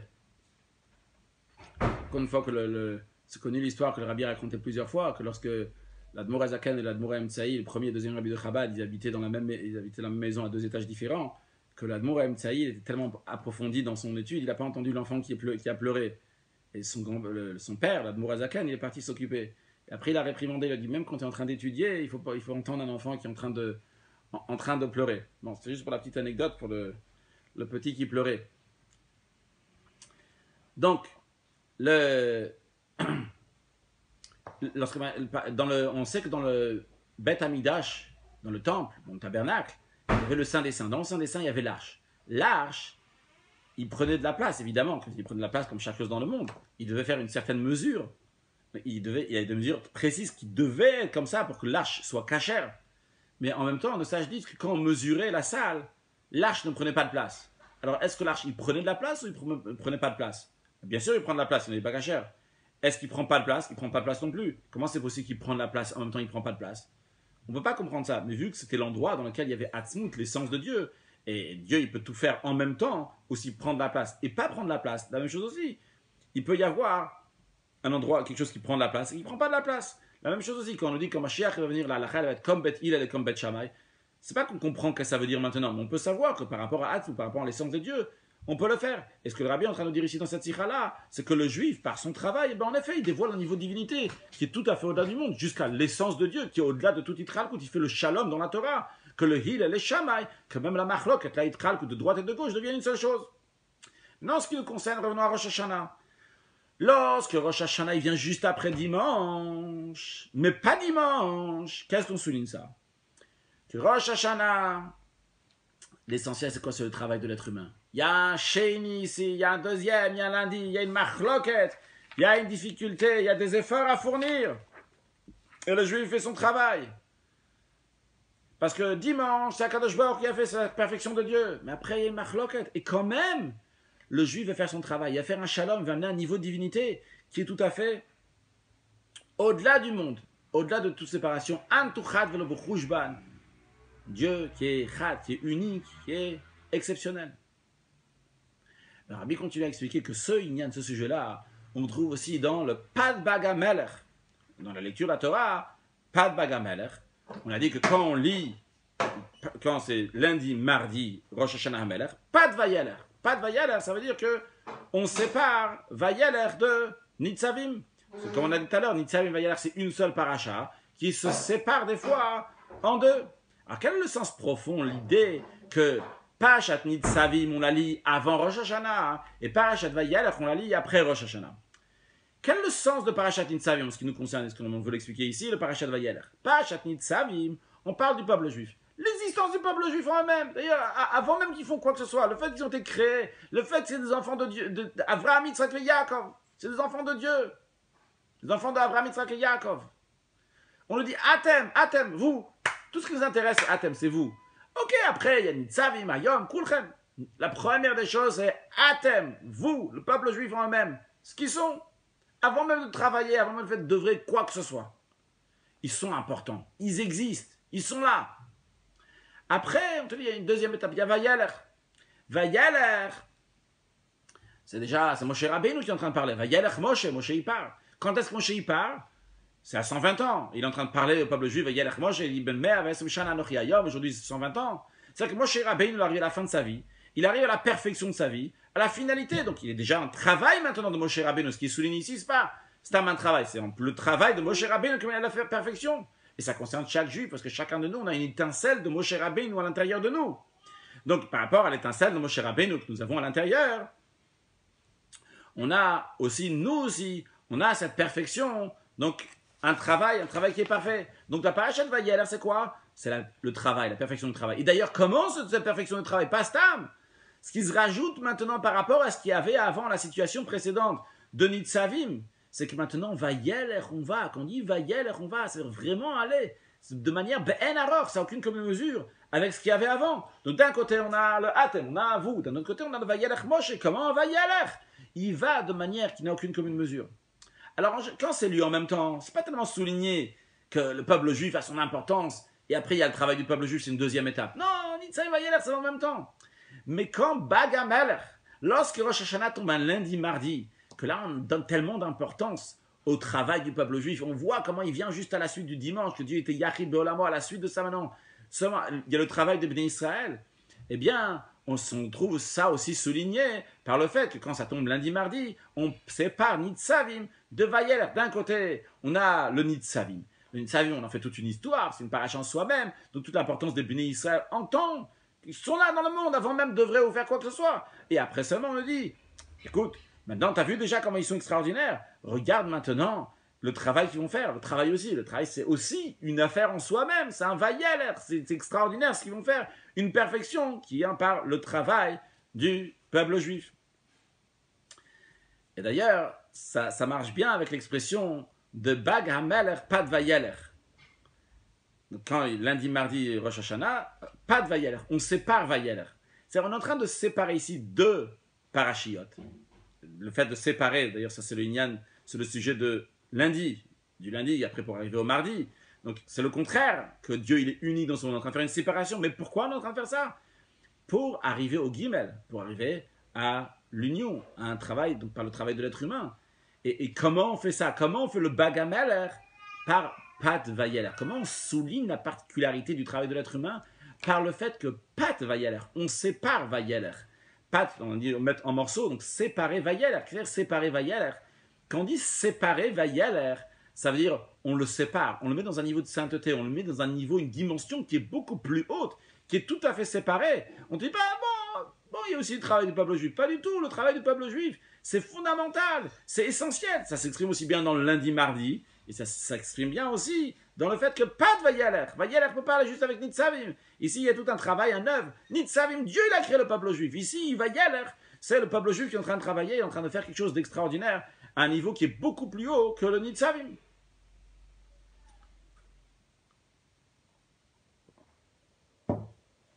Le Rabbi rajoute encore que ça qu'on souligne la particularité de Vayeler par rapport à Nitzavim, on le retrouve aussi dans le sens du Shabbat. Pas juste la paracha, donc, qui est Nitzavim ou Vayeler, mais aussi par rapport au Shabbat. On a le Shabbat qui est avant Rosh Hashanah, et on a le Shabbat qui est après Rosh Hashanah, c'est le Shabbat Shuvah. Donc Shabbat avant Rosh Hashanah, on lit la paracha de Nitzavim, Shabbat après Rosh Hashanah, on lit la paracha de Vayeler. Et comment il s'appelle le Shabbat après Rosh Hashanah? Il s'appelle le Shabbat Shuvah. Et dans le sens de Shabbat Shuvah, on va retrouver cette idée-là de Vayeler et la particularité du travail des Bnei Israël. Comment ça? On sait qu'entre Rosh Hashanah et Yom Kippour, il y a exactement 7 jours. 7 jours correspondent aux 7 jours de l'année, aux 7 jours de la semaine. Dans l'année, il y a plusieurs semaines. Et il y a 7 jours de la semaine. Et chacun de ces jours, il est là pour être metaken. Les 7 jours qui ont entre Rosh Hashanah et Kippour sont là pour arranger l'année passée. Et pas seulement pour arranger, mais aussi de ramener une perfection pour toutes les années passées, pour tous les jours de l'année passée. Et pour préparer aussi l'année à venir. Quand on dit, ils sont là pour arranger l'année passée, et pour préparer, ça veut dire tout simplement, par exemple, on a dimanche, il est là pour arranger tous les dimanches de l'année. Lundi, il est là pour arranger tous les lundis de l'année, aussi donc pour préparer à chaque tous ceux de l'avenir. Et de la même manière, en ce qui concerne le Shabbat Shuvah, il est là aussi bien pour arranger tous les Shabbats de l'année passée, préparer tous les Shabbats de l'année à venir. Maintenant, on comprend bien que Shabbat Shuvah, il englobe tous les Shabbatot de l'année. C'est un gros Shabbat. Tous les Shabbats de l'année, ils sont dans Shabbat Shuvah, l'année passée, l'année à venir. Donc, ce Shabbat-là, il souligne encore plus la notion de Shabbat de toute l'année. C'est quoi la notion de Shabbat toute l'année? Chaque Shabbat, ta notion c'est quoi? C'est la perfection du travail. Comment ça? Tout simplement. Lorsque ça arrive Shabbat, Dieu dit, il a fini dans le travail du ciel et de la terre. Il s'est reposé. Et comme l'Admoura Zaken explique dans l'Écoute Torah, qu'est-ce que ça veut dire que Dieu s'est reposé? C'est-à-dire que pendant toute la semaine, Hachem, il envoie une énergie, une chayim, une vitalité dans le monde, et qui vient par la Sarah Mamarot, les 10 paroles avec lesquelles Dieu il a créé le monde. Dieu il a donné, il a envoyé des énergies. Des énergies, la lumière, des paroles, comme on veut le dire. Mais lorsque ça arrive le jour de Shabbat, eh bien, oh les achayou, toute cette vitalité, toute cette énergie, elle remonte vers Akadosh Baruch Hu lorsque ça arrive le jour de Shabbat. Ça repart du niveau de Dibour, de la parole de Dieu, de la Sarah Mamarot, ça repart au niveau de Marshava, ça repart à un niveau qui est plus haut. Tout s'élève le jour de Shabbat. Et c'est d'ailleurs la raison pour laquelle que Shabbat, c'est les mêmes lettres que Tachev. Tachev, qui veut dire retourne, de retourner. Parce que Shabbat, il y a tout qui retourne, il y a tout qui repart. Parce que Shabbat et Tchouva, c'est exactement la même chose. Les choses repartent à la source. Et dans le langage du verset, l'esprit, l'âme, va repartir vers Dieu qui l'a donné. Donc ça, c'est l'idée de Shabbat, de Tashuv, de Teshuvah. On a vu que le rabbi l'a mentionné, que l'âme va repartir vers Dieu. Le rabbi souligne tout de suite, qu'est-ce que ça veut dire que l'âme repart vers Dieu? Le fait que l'âme repart vers Dieu, ça veut dire, le rabbi dit, ça veut dire qu'on se trouve dans ce monde-là, Neshamot begufim, des âmes dans un corps, et avec une très bonne santé, en pleine santé, les Orechiam Veshalem Tod pour une longue vie jusqu'à Chaim Nitzrim, jusqu'à la vie éternelle. Ah, alors, en quoi l'âme, elle repart? Tout simplement, l'âme, elle repart, ça veut dire qu'elle repart dans une situation spirituelle qui était très bien. Qu'est-ce que ça veut dire une situation spirituelle qui est très bien? Première étape, comme elle était avant de descendre ici-bas, Elohim Hashem Etana, comme Dieu l'a donné. Mais une deuxième étape, parce que c'est pas suffisant de repartir là où on était, pas suffisant donc la shlemut, la perfection qu'il y avait déjà, il faut rajouter. Le vayeler, c'est la deuxième étape, parce qu'il y a déjà gmar ou shlemut avod à la perfection du travail, de la même manière que Shabbat en général, c'est la perfection du travail. Shabbat Shuvah, c'est tout le Shabbat de l'année, donc c'est une shlemut encore plus grande qui s'exprime dans le vayeler, que vayeler, c'est aller, on a dit, c'est une alicha, c'est aller be'enar, sans aucune mesure avec ce qu'il y avait avant. D'après ça, ce qui en découle, c'est que le Shabbat, on a compris que le Shabbat, c'est la marshava, c'est la pensée, parce que Dieu, il a parlé, et après, Dieu, la parole de Dieu est remontée. C'est pas quand on dit la parole de Dieu est remontée, elle repart à la marshava, la pensée. Donc Shabbat, c'est toujours la marshava, la pensée de Dieu. Selon quoi, le rabbi dit, il y a deux sortes de marshava. Il y a une pensée qui est avant que je fasse. Il y a une pensée qui est après faire. La pensée qui est avant que je fasse, par exemple, si je veux construire une maison, je pense comment faire, etc. Je fais la maison. Après, sauf maaseh, la fin de l'action, une fois que j'ai fini la maison, c'était même marché à là, ce qu'il y avait au début de la pensée. Et il y a une deuxième pensée. Deuxième pensée, c'est lorsque, une fois j'ai déjà fait, j'ai déjà parlé, j'ai agi, et les forces retournent à leur source. Donc la parole retourne à sa source, donc à la pensée. Donc ça, c'est la pensée qui est après la parole. Alors le rabbi nous dit comme ça. Le Shabbat avant Rosh Hashanah, donc le Shabbat de Nitzavim, le Shabbat qui est avant Rosh Hashanah, c'est la pensée, la création comme elle est dans la pensée, avant que le monde soit créé. Donc c'est Shabbat Lifnei Rosh Hashanah, c'est Lifnei Atchalat HaBriya, ça va ici, là, c'est là.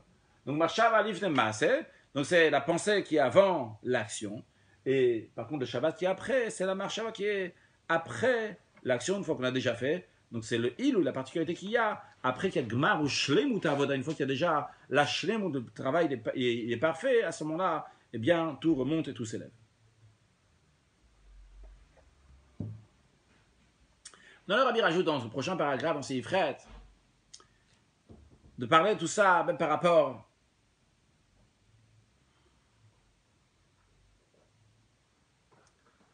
j'appellerais ça plutôt des brachot que le rabbi donne dans le prochain paragraphe, mais que le rabbi ne dit pas des brachot, encore plus que ça, vous allez voir, le rabbi dit c'est un din, le rabbi dit c'est comme ça. Comment ça? Le rabbi dit, voyons juste le mot pad bagamelech. Expliquons le mot pad bagamelech. Le rabbi dit, tout est précis dans la Torah. Puisque c'est un siman, c'est un signe qui a été donné par des gdolei Israël, par des grands du peuple juif, pour s'en rappeler. Pour se rappeler en effet que quand Bag Hamelech, quand Rosh Hashanah tombe lundi, mardi, eh bien, sur la pâte, on met en morceaux, donc Nitzavim va y aller, on partage en deux. Mais vu que c'est un siman, c'est un signe qui a été donné par des gdolei Israël, tout est extrêmement précis. Il y a de quoi, un but en soi-même, il y a de quoi parler en soi-même sur ce sujet-là.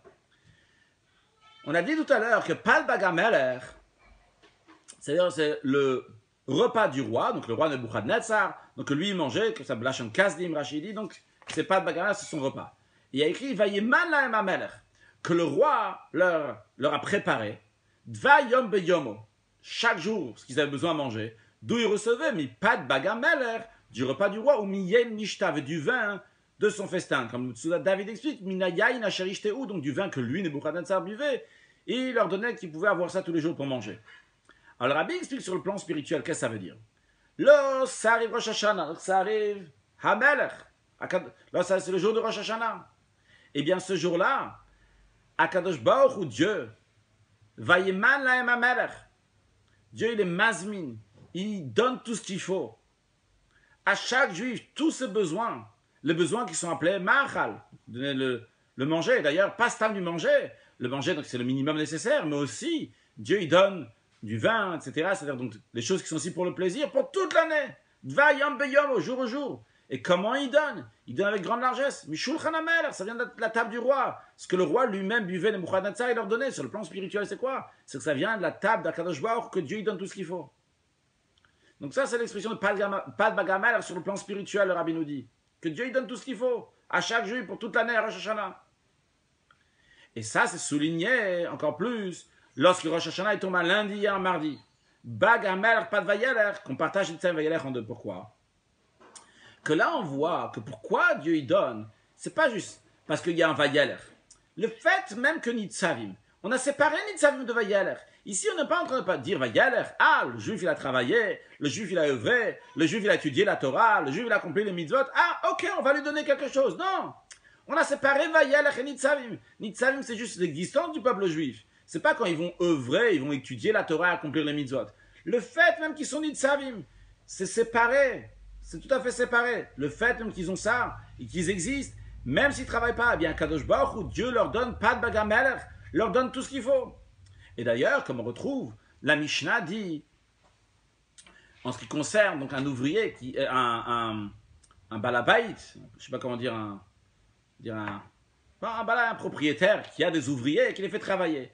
Et il y a écrit là-bas que même s'il leur donne un repas, comme le repas de Shlomo à son époque, le roi Salomon, à son époque, il faisait des repas exceptionnels avec une grande abondance. On dit là-bas, si tu veux leur donner tout ce qu'il faut, même à ces ouvriers-là, même comme Salomon, il faisait un grand repas, eh bien, tu n'es pas encore qui. Pourquoi? Parce que c'est les enfants de Avraham, Yitzhak et Yaakov. Et vu que c'est les enfants de Avraham, Yitzhak et Yaakov, donc ils méritent encore un plus grand repas que ça. Non, le Rabbi nous dit, ça, dans ce que la Mishnah dit, en ce qui concerne quelqu'un qui a des ouvriers. Il a vu qu'il y a écrit Magid Varav le Yaakov, Chukav Mishpatav le Israël, que Dieu, les ordres qu'il donne au peuple juif, c'est parce que lui-même, il fait ces ordres-là aussi. Il fait ces lois qu'il dit de faire. Donc, à Kadosh Baruch Hu, ce qu'il dit au peuple juif, il le fait. Alors, Dieu aussi, il donne à chacune du peuple juif, comme Soudat Shlomo Beshato, comme un repas de Shlomo à son époque. C'est-à-dire, pas seulement il donne ce qui manque, l'expression qui dit Deimar Soro Ashayer Salo. La Torah dit que si quelqu'un, il a un marsor, il a un manque, il faut lui donner ce qui manque. Et ça va jusqu'à où lui donner ce qui manque? C'est que même si cette personne-là, elle avait l'habitude à l'époque d'avoir un cheval, elle avait un serviteur qui lui court devant, tu peux dire, ça va, on va lui donner à manger pour pas qu'il meure, et pas besoin de lui donner plus. La Torah dit non, non, non.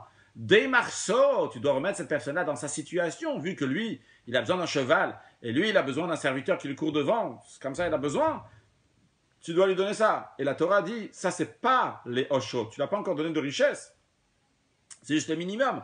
Alors, en ce qui concerne ce que Dieu il donne à chaque juif, le Rabbi dit, Dieu donne pas seulement Soudat Shlomo Beshato, pas seulement le Demar Soros qui manque seulement, Gam le Osho qui donne aussi une richesse, jusqu'à la richesse à l'époque que Shlomo HaMelech il avait une très grande richesse.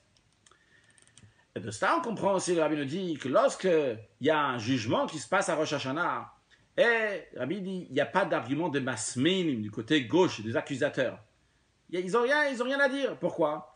Parce que toute la discussion entre les maïminim et les masminim, ceux qui sont du côté droit, qui veulent dire du bien, et masminim, ceux qui veulent dire du mal, c'est uniquement ce qui concerne le travail du peuple juif. Comment ils ont fait leur travail? Sur ça, il y a les maïminim, masminim, comment ils ont fait, etc. Mais en ce qui concerne l'existence même du peuple juif, c'est sûr et certain, le Rabbi dit, il souligne chez le Chol HaDeot, d'après toutes les opinions, le Psak din, ce qui est tranché, c'est que le comportement de Dieu doit être Vaïdman, Naem HaMelech, que le roi leur donne Varium Beyomo, tout ce qu'il a besoin, mais pas de bagamelech, du manger du roi, de la table du roi, etc. Donc, en ce qui concerne l'existence du peuple juif, il n'y a même pas d'accusateur, il n'y a personne qui a de quoi dire, c'est sûr, Psak din, la loi, c'est qu'on donne tout ce qu'il faut au peuple juif. Mais le Rabbi rajoute dit encore plus que ça. Même par rapport à la discussion qui entre les mailles minimes et la masse minime, ceux qui sont de droite et de gauche, combien les juifs ils ont fait, et même par rapport à ça, le Rabbi dit, et même il y a beaucoup de mezak, il y a plus de mezak, des gens qui disent pour le bien. Pourquoi? Parce que d'abord, Kol Israël, Becheskat Kash, tous les juifs sont présumés sûrement qu'ils font que du bien. En plus, il y a le travail de Tchouva, du mois de Elul. Ils se repentit pendant le mois de Elul. Après, il y a eu les jours de Slichot, le jour où on a demandé pardon à Dieu. Et quand on demande pardon, on fait Tchouva. Et donc à ce moment-là, Donot Nasul qui se ruyot. Le Talmud dit que même les fautes qui ont été faites volontairement, ils se changent en mérite. Et en plus, c'est pas juste qu'ils se changent qui se ruyot comme des mérites. Mais le Rabbi dit jusqu'à même que ça devient des sruyot, des mérites mamash. Et dans ces cas-là, c'est sûr que les peuples juifs sont écrits, ils sont scellés tout de suite dans le livre des tzadikim des tzadikim gmurim, donc des justes totales, tout de suite ils sont signés pour la vie, pour les shana tova metuka begesh gam yachad, pour une bonne et douce année, matériellement et spirituellement en même temps. Basé sur tout ce qu'on a dit avant, qu'il y a deux sortes de perfection. Il y a la perfection que Dieu il amène dans le monde. Et après la perfection que Dieu donne en notre main, qu'on peut amener dans le monde et qui va dépasser le monde. Basé sur ça, le Rabbi il dit, on va expliquer aussi les signes de cette année, Bachaz, le Bet, Shin, Zayin. On va expliquer donc le reste aussi. Donc la première des choses de Bet, on a expliqué déjà longuement que ça c'est la qualité donc, de ce que l'être humain vient rajouter par rapport à ce que Dieu il a créé. Eh bien, ça, il y a, encore une fois, il y a ce que Dieu il a fait, il y a ce que l'être humain il fait. Eh bien, ces deux sujets-là, on va les retrouver dans le Shin et dans le Zayin. Le Shin, c'est quoi? C'est le fait que les 2 mois, ils vont être en entier. Que Cheshvan et Kislev, ils vont avoir 30 jours. Le fait que Cheshvan et Kislev vont avoir 30 jours, d'où ça vient? On a expliqué oralement tout à l'heure. Parce que chaque mois, c'est un cycle lunaire qui dure 29 jours et demi. Et Tavshin Tzadik Gimel Chalakim. Donc il y a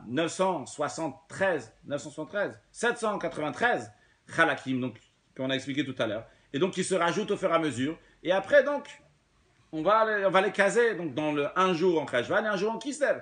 D'où ça vient ça? Ça, c'est une perfection qui vient de manière naturelle. Une perfection, c'est quelque chose qui vient par la nature. Le juif, il n'a rien fait pour ça. Et après, d'un autre côté, on a le fait de la perfection du 7e jour de la semaine, que Pessah, ça tombe en Shabbat, et qu'après, Sfirata Omer, le compte du Homer, va être à partir de dimanche. Donc on aura des jours, on aura des semaines qui sont entières, donc qui commencent dimanche et qui finissent le jour de Shabbat. Eh bien ça, c'est une perfection qui vient par la mitzvah, par le commandement que le juif y fait. Il fait un effort, il fait un travail. Donc c'est une perfection qui vient par le travail de l'être humain, qui est lié avec une dimension qui dépasse le monde, qui dépasse la nature. C'est pas comme Dieu il a créé le monde, c'est qu'on rajoute encore quelque chose. Le Rabbi dit, donc on a compris, Bachaz. On a compris, donc Shin Zayin, Shin, donc c'est quelque chose qui vient de la nature, et le Zayin, donc c'est quelque chose qui est surnaturel, comme on vient d'expliquer. Non, le Rabbi dit, cette perfection-là, on peut le voir aussi sur le tableau qu'on a fait ici, donc Shlemut HaChodesh, donc la perfection des mois, donc ça c'est ce qui est la base, donc la brille à Kadosh Baruch, Shlemut Sfirat HaOmer, la perfection de Sfirat HaOmer, donc c'est ce que le juif il vient rajouter. Non, le Rabbi dit aussi en ce qui concerne donc le Shana Meuberet, le fait que cette année il y a encore un 13e mois. Shana Tmima. Dans Mitzad Abriya, la création comme elle est en elle-même, l'année lunaire, elle est plus que l'année solaire, elle est plus que l'année lunaire d'environ 11 jours. Donc ça, c'est comme les choses ils sont dans la nature. Mais qu'est-ce qui se passe ici? C'est que le Bedin, le tribunal, le Bedin Shelamata, c'est le Bedin, c'est les êtres humains. Eux, ils vont rajouter encore un mois.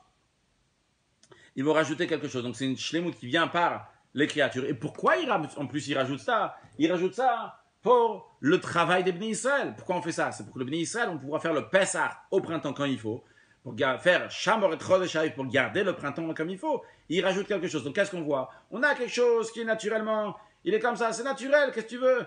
L'année solaire, elle est 11 jours de plus. Eh bien, vient le travail de l'être humain, vient le travail du Bedin pour le travail de Bnei Israël. Donc on double ici Avodat Adam et le Bedin et pour le Bnei Israël. Et on voit quoi? Qu'on rajoute quelque chose, une shleimut qui n'existait pas auparavant. Dans le Rabbi, donc, a expliqué le lien, le point commun, le fil conducteur qu'on trouve dans toutes les particularités de cette année, aussi bien pas de Bagamalach, aussi bien, donc ça tombe le lundi, aussi bien que l'année les Shlema, aussi bien que le Pesach il tombe en Shabbat, et aussi bien que l'année les Mouberet. Et non, le Rabbi continue dans le même esprit aussi pour nous expliquer la particularité de l'année Hey Tafshin Nudbet 5752, lorsque le Rabbi a dit cette sira en 1991. Le Rabbi nous dit les Rachetev, les initiales de cette année Hey Tafshin Nudbet, c'est Hayo Tehe Shnat Niflaot, qu'il y aura des merveilles. On n'a pas encore expliqué le bet. Le Rabbi dit en plus que Hayo Tehe Shnat Nissim, en plus donc de Nun qui Nissim, des miracles, en plus de ça, encore plus, c'est des Niflaot, c'est des merveilles. Et après on a le bet. Le Rabbi nous dit le bet. Le Rabbi va nous donner 3 rachetevot, 3 initiales pour le bet. Le premier, le Rabbi nous dit Te niflaot ba. Ba, ça veut dire à l'intérieur de cette année. Quand on dit à l'intérieur de cette année, c'est pas juste un truc qui est rajouté sur l'année. C'est ba, c'est toute l'année qui est entièrement pris de merveille. Ça, c'est le premier rachetevot. Après, le Rabbi dit aussi c'est niflaot bakol. Des merveilles. Bakol, le bet, c'est dans tout. C'est dans tous les sujets. il y aura des merveilles, pas seulement dans certaines choses. D'ailleurs, dans la note, le Rabbi ramène qu'en plus le bête c'est le chimouche, comment on se sert, comme on dit. Il y aura une année niflot, B, le Rabbi dit Beora, dans la lumière, je ne vais pas tout traduire, le Rabbi dit Bracha, Begadlut, Beditza, Behod, Vehadar, Bevatov, Bizruyot, Bechaim, Tomer, Betov, Anirvanig, Beyutov, Bakol, Mikol, Kol, Vechul, etc. Le Rabbi dit jusqu'à la lettre Tav, parce que tout ce qu'on a dit jusqu'à présent, c'est le Aleph Bet, Ora, Bracha, Gadlut, etc. Le Rabbi dit jusqu'à la lettre Tav, la dernière lettre de l'alphabet, la 22e lettre. Donc, Betehilot, Betishbachot. Dans des Tehilot et Tishbachot. Pourquoi Tehilot et Tishbachot? Pourquoi c'est louange à Dieu sur les merveilles de la Geoula, Amitit Vashlema. Donc, Rabbi dit les merveilles vont dans tout. Bakol, Mikol, Kol. Dans tous les domaines. D'ailleurs, Rabbi ramène dans la note aussi, dans la note 115, qu'on dit dans le Birkat Amazon, on dit Bakol, Mikol, Kol. Et le Rabbi souligne, c'est intéressant, la raison pourquoi je ramène cette note-là, bien qu'a priori on pourrait s'en passer, mais c'est parce que c'est intéressant de voir comment le Rabbi, il voit chaque chose avec des lunettes de Géoula, de délivrance. Le Rabbi nous dit Bakol, Mikol, Kol, il dit, quand on dit dans Birkat Amazon, dans la 4e bénédiction du Birkat Amazon, la 4e bénédiction fait référence à la 4e Géoula. Chaque chose, toujours voir de manière de Géoula. Donc Bakol, Mikol, Kol, encore une 3e rachetevot que le Rabbi nous dit, du bête, c'est quoi? C'est Bina. Bina, Bina, c'est la faculté intellectuelle qui élargit le sujet, qui est appelée aussi Rechov Tanar, qui veut dire donc un fleuve, la largesse du fleuve. C'est que le Rabbi dit, les merveilles de Niflot, ils vont être Bina, ils vont être avec une très grande largesse. Et le Rabbi maintenant développe. Il va développer en première étape Niflot, après le Rabbi va développer le Bakol, après il va développer le Bina.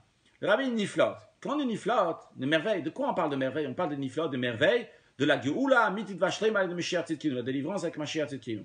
Comme le verset du prophète Micha, il dit qu'il met cette ramer et Mitzrayim arenu Niflot, comme le jour de la sortie d'Égypte, je te montrerai de merveilles. Parce qu'on va voir de merveilles concrètement, de manière dévoilée. Comment ils vont venir ces merveilles de manière dévoilée concrètement? Par nos œuvres qu'on fait depuis la création du monde. Ça, on rajoute donc une perfection par rapport à ce qu'il y avait déjà. Vrai, le monde, il a été créé à sa perfection. Comme il y a écrit, et Toldot Hashamayim. Et comme vous remarquez, Toldot Hashamayim, le mot Toldot ici, il est avec 2 vaves. Ce qu'on appelle, il est malais, il est rempli. C'est le seul, à part celui-là, le deuxième qu'on va voir dans un instant, dans la Torah qui est rempli. Pourquoi celui-là, il est rempli? Parce que c'est au début de la création, le monde a été créé al-Milo à sa perfection. Et le Toldot Hashamayim ve'aretz ve'baram. Ça, c'est donc le Toldot, la naissance, on peut dire la création du ciel et de la terre lorsqu'ils ont été créés. Mais après, on a encore une deuxième fois qui est écrit, et le Toldot Peretz, il est écrit, voici la descendance de Peretz. Peretz, c'était le fils de Yehuda qu'il a eu de Tamar. Donc celui qui va de Yehuda vient le Mashiach. Et Mashiach, il est appelé Peretz. À propos de Peretz, il est écrit Maparat Salecha Peretz, qui est sorti du ventre assez fort. Donc Maparat Salecha Peretz, donc là, il a poussé. Pas ça exactement. Mais en tous les cas, donc l'idée c'est Peretz, donc il brise des barrières. Et on nous dit que Peretz, c'est Mashiach, qui a écrit Ala Poretz Sifnem, comme il a écrit que le Poretz, celui qui brise les barrières, Ala Lifnem, il va devant eux. Donc ça fait référence au roi Mashiach, donc il est appelé Peretz. Quand Mashiach va venir, il y aura encore une fois la perfection du monde, mais ça ne sera pas la même perfection. Vrai, il y avait une perfection au début de la création, mais la perfection au début de la création, c'est Asher Bara Elohim, c'est ce que Dieu il a fait.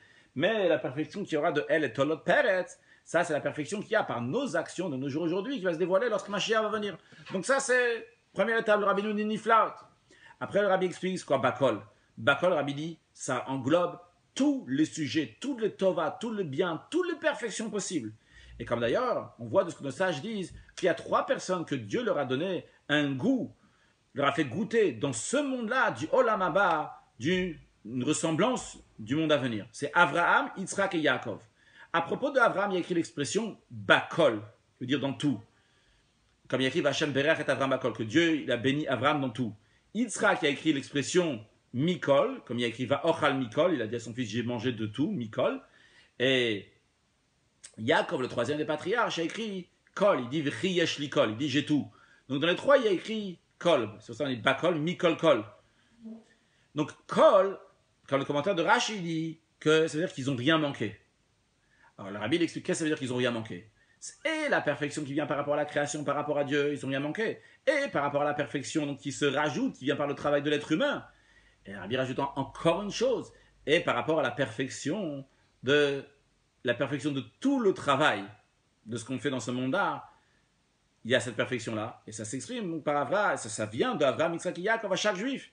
Donc ces niflaot, ces merveilles de la Géoula, ils sont liés bakol, dans le sens que on va avoir donc bakol, mikol, kol, rien manquer, tout de shleimut jusqu'à la perfection qu'il y aura lorsque Mashiach va venir. De même en ce qui concerne Bina, comme on le retrouve avec la grande perfection. Bina, et particulièrement quand on dit niflaot, Bina, il y a écrit dans le Zohar, nun plaot, que niflaot, c'est nun plaot, 50 plaot, qui veut dire merveille. Alors qu'est-ce que ça veut dire? Il y a écrit qu'il y a 50 portes de Bina, il y a 50 portes de compréhension. Nun, Shar et Bina. Ces 50 portes de compréhension, Moshe Rabbeinu a eu le 50e niveau lorsqu'il est arrivé à Har Nevo. En général, il y a Chamishim Chasarachat, 50 moins 1, c'est 49, c'est travail humain, l'être humain. Par contre, lorsque Moshe Rabbeinu arrive à 120 ans, eh bien à ce moment-là, il n'arrive pas seulement à la perfection qu'il y a dans la création, il arrive à Har Nevo. Le Harizal explique, c'est quoi Har Nevo, le mont Nevo, là-bas où Moshe Rabbeinu est parti. C'est le Har, la montagne dans laquelle il y a Nun Bo, il y a Nun 50, des 50 portes, les 50e portes de Bina que Moshe Rabbeinu a reçu lorsque Vayelach Moshe, lorsqu'il est parti, donc à ce niveau-là. Donc ça, c'est ce qui représente le niveau de Bina. Maintenant, le Rabbi nous dit, toute la perfection de la Géoula, elle est soulignée aussi dans la Gviut de l'année. Tout ce qu'on a vu avant, le Rabbi va le lier avec la Géoula. Quand on dit Bagamer, pas de Vayelach, que le fait que ça tombe lundi, mardi, et donc à ce moment-là, donc on émiette Vayelach, on met de côté, c'est-à-dire on te dit, lorsque ça arrive Shabbat Shuvah, Shabbat Shuvah, on a dit tout à l'heure, donc c'est la perfection du travail, et on a dit aussi Parashat Vayelach, c'est le travail, la perfection du travail, comme Moshe Rabbeinu. Et ça fait aussi référence à la perfection du travail, à la finalité du travail entier. A priori, le Rabbi veut dire de tout le peuple juif, quand Mashiach va arriver. Que tous les Bnei Israël, à ce moment-là, ils vont Vayelech, ils vont en Eretz Israël, à Yerushalayim Ira Kodesh, à Jérusalem, au Beth Amikdash, comme il y a écrit dans les psaumes, Yelchu Mechail El Chail, Yirael Elokim Betzion. Yelchu, ils iront de force en force, jusqu'à qu'on va voir Dieu à Tzion, c'est à Jérusalem. Donc si on prend le début du verset Yelchu, Vayelech, allez, Tzion, la fin du verset, donc à Yerushalayim. Et d'ailleurs, dans la paracha de Vayelech aussi, on parle de la mitzvah de Hakel, de rassembler tout le peuple juif. Et on dit là-bas, Hakel et Ta'ama, Nashim et Nashim et Ataf, Bevokol Israël, lorsque tous les pays vont venir, l'Irot et Piachem et Lokera pour voir l'éternel ton Dieu, lorsqu'on rassemble hommes, femmes et enfants. De même, à la fin de la paracha, il y a écrit que Moshe Rabbeinu a parlé au peuple juif, Divre Ashira Azot, Ad Tumam, les paroles de ce cantique, Ad Tumam, jusqu'à la fin. Ce Tumam, qui veut dire jusqu'à la fin, et aussi du langage de Tamim, de Tzumimut, de perfection, qui fait référence que la Shira, le cantique, il est parfait. C'est-à-dire que le cantique, il est parfait. Il y a écrit dans le Midrash que 9 cantiques le peuple juif ont fait, mais le 10e cantique, on va le faire lorsque Mashiach va venir. Le Rabbi dit la perfection donc, des cantiques, c'est le 10e cantique, celui de Mashiach. Et d'ailleurs, c'est un cantique qui est particulier, parce que c'est un cantique qui a écrit Shi'u L'Hashem Shechadash. On va chanter à Dieu un nouveau cantique en hébreu. Ça peut se dire aussi bien, des fois on dit Shira, des fois on dit Shir, des fois on dit en masculin, des fois en féminin. Quand c'est au féminin, ça veut dire qu'il y a une délivrance, mais une délivrance qui vient avec une souffrance, comme c'est le cas lorsque la femme elle accouche. Donc c'est-à-dire que c'est une délivrance, mais après il y a encore une fois de l'exil. Par contre, lorsqu'il s'agit de Shechadash, c'est un cantique donc qui est au masculin, qui fait référence avec une délivrance dans laquelle il n'y a plus d'exil après. Donc c'est la délivrance qui aura une délivrance totale, qui aura plus d'exil après. Donc ça on retrouve donc dans la paracha de Vayelech. La Géoula, la délivrance, et en ce qui concerne Vayelech, c'est aller à la Géoula, et le Hakel, on rassembler tous les juifs donc, qui vont voir à Kadosh Baruch Hu, à Yerushalayim, et la Shira Azot Atumam, donc qui fait référence à la 10e cantique qu'on va faire lorsque Mashiach va venir. Maintenant, quel est le lien du fait que le mois de Kislev et Kislev, ils ont 30 jours? Le Rabbi dit, le fait que les mois ils sont parfaits, ça fait référence à la perfection du peuple juif. Le peuple juif ressemble à la lune, le calendrier c'est un calendrier qui est lunaire, et on va se renouveler comme la lune lorsque Mashiach va venir. Et par qui? Par David Melech Israël, Chayvekayam, David Malka Mashiach, par le roi Mashiach. Donc, c'est lié avec le roi Mashiach, c'est lié donc à la perfection du peuple juif, et la délivrance avec Mashiach. Juste une parenthèse, dans la note 142, le Rabbi ramène donc la coutume de chanter suite à ce qu'on a dit avant, que Shir Hadash, le chant, etc., le Rabbi ramène la coutume de chanter tous les chants des rabbis en mentionnant aussi leur nom, Commençons par celui qui est le plus proche de nous, donc le rabbi dit le Nessi de Rinoshad de la génération, le rabbi précédent, le rabbi Rachab, le rabbi Maharash, le rabbi Tzemar Tzedek. Le rabbi rajoute dans la note de la note que la veille de Rosh Hashanah, c'est le jour de naissance du Tzemar Tzedek, le jour de naissance de la personne, le Mazal de la personne, il a encore une plus grande force, Mazal au Gover. Donc ce qui inclut particulièrement ce qui concerne la Géoula, qui est souligné dans les deux noms, Tzemar Tzedek, les noms de Mashiach. Encore une fois, on voit comment le rabbi, il souligne, dès qu'il y a quelque chose qui est lié avec Mashiach, tout de suite le rabbi fait le lien, Tzemar Tzedek, le nom de Mashiach. Le rabbi continue donc, l'Admour HaEmtsaï, deuxième rabbi de Chabad, l'Admour HaZaken, le Magid et le Baal Shem Tov. Le rabbi dit que ces chants-là, c'est une préparation pour le 10e chant, donc il y aura lorsque Mashiach va venir. Continuons donc maintenant donc, avec le lien donc des choses avec Mashiach. Le rabbi dit aussi la perfection de Shnat HaIbour, de l'année donc, dans laquelle on rajoute un 13e mois, c'est aussi lié avec la Géoula. Pourquoi? Parce que le fait de mettre la lune et le soleil à égalité, donc se remettre pour que le calendrier lunaire et solaire soient ensemble, c'est aussi une allusion à la Géoula dans laquelle il y a écrit, on dit d'ailleurs dans la prière de Kiddush Levana, on dit I or alvana ke or achama ke or shivat yom bereshit, que lorsque Mashiach va venir, la lumière de la lune va être comme la lumière du soleil, comme la lumière qu'il y avait dans les 7 jours de la création. Lors des 7 jours de la création, la lune et le soleil, c'était Shnei Me'orot Agdolim, les deux étaient des luminaires, donc qui étaient égales, qui avaient la même force, et donc ils vont avoir, encore une fois, la lune va venir comme le soleil lorsque Mashiach va venir. Donc il y a le fait que Shana Moubert, c'est aussi lié avec le Mashiach. De même en ce qui concerne le fait que Pessah va tomber en Zayin, va tomber en Shabbat. Pourquoi? Parce qu'on a parlé tout à l'heure de Sfirat HaOmer, on a mentionné qu'avant de commencer à compter le Homer, on fait Akravat HaOmer, on amène un sacrifice du Homer, et après à la fin on amène le Shte Alechem. La perfection de Sfirat HaOmer, c'est lorsque on a d'abord le sacrifice du Homer, et après à la fin on amène le Shte Alechem, le deux pains, et ça va dans le Bet Hamikdash de Shashlishi. Le rabbi conclut, il dit Vihi Ratzon, que Dieu fasse, que vu qu'on vient la conclusion de l'année de Haren ou Niflot, dans laquelle on voit des merveilles, et on rentre dans l'année de Niflot Bakol, il y a des merveilles dans tout, Niflot Bina, Niflot Ba, Niflot Bakol, Niflot Bina, comme on l'avait expliqué avant, et bien que viennent concrètement la Geoula, Mitit Vashlem, qu'elle vienne tout de suite, qui met Setchamer et Timtsaïm Haren ou Niflot, comme les jours de la sortie d'Égypte, que montrerait de merveilles, et de langage de la paracha de Nitzavim, qu'on lit toujours avant Rosh Hashanah, Veshav Hashem Elokecha et Shutra V'Richamecha, que Dieu va ramener tes captifs et qui Betzra, et il va te rassembler. Et comme on souligne aussi dans les Rachetevot, de Niflot, Bakol, dans les merveilles dans tout, il y a écrit Bakol, Mikol, Kol, donc dans toutes sortes de merveilles. Et quand on prend Bakol, Mikol, Kol, vous voyez ici, Bakol, Mikol, Kol, ah il manque, c'est pas Mikol, Kol, Bakol, Mikol, Kol, c'est la même valeur numérique que Kabetz, qui est aussi 192, Kabetz qui veut dire le kibbutz, donc de rassembler. Donc on a aussi Bakol Mikol Kol, dans la Geoula, Mitzvah Shtei avec Mashiach Tzidkenu, dans lequel on dit dans la prière de Chana, donc on dit dans l'Haftara du premier jour, V'yitenos de Malko, que Dieu donne la force à son roi, V'yarem Kerem Meshicho, il va lever la force de son Mashiach. Et dans le langage de la prière qu'on a dit à Rosh Hashanah, dans la bénédiction des Shofarot, dans laquelle on a conclu donc les 3 bénédictions de Malchuyot, Zichronot et Shofarot, on dit Teka b'shofar gadol cheruteinu v'sanes teka b'sgaluyotenu, de sonner avec un grand chauffard pour nos délivrances et de lever un drapeau, c'est-à-dire de nous rappeler tous pour rassembler nos exilés, qu'après tout le travail des bénis Israël, on a sonné le chauffard en plus pendant 2 jours. Alors Kadosh Baruch Hu, il accomplit sa promesse que Vehaya bayamao yitaka b'shofar gadol, que ce jour-là, quand avant Mashiach va venir, Hachem va sonner avec un grand chauffard. Le rabbi dit pas seulement Vehaya dans le futur, mais Lachan Hove, qu'aujourd'hui Hachem il sonne le chauffard, jusqu'à qu'on va dire ça dans le passé, c'est-à-dire qu'il y a déjà eu le son du chauffard, et que tout de suite, comme il y a écrit dans les Siddur du Admor HaZaken, qu'après Niftarim et Batem Beshalom, on va à la maison tranquillement, en paix. C'est quoi la maison du juif? C'est le Beit HaAmiti, la vraie maison de chaque juif, le Bet HaMikdash HaShlishi, le 3e Bet HaMikdash, comme il y a écrit Chayenu mi yomayim bayom HaShlishi kiminu v'nichye lefanav, que Dieu nous fasse revivre Beyomayim, donc ça veut dire 2 jours de 2 temples, et que le 3e temple il va nous faire relever, qu'on va vivre devant Kadosh Baruch Hu. Et dans le 3e temple même, dans les 3 gdushot, dans les 3 saintetés qu'il y a dans le temple, donc il y a le Oulam, donc la maison qui est dans le temple. Après, dans le Oulam même, il y a le Saint et le Saint des Saints, et particulièrement dans le Kodesh HaKodashim.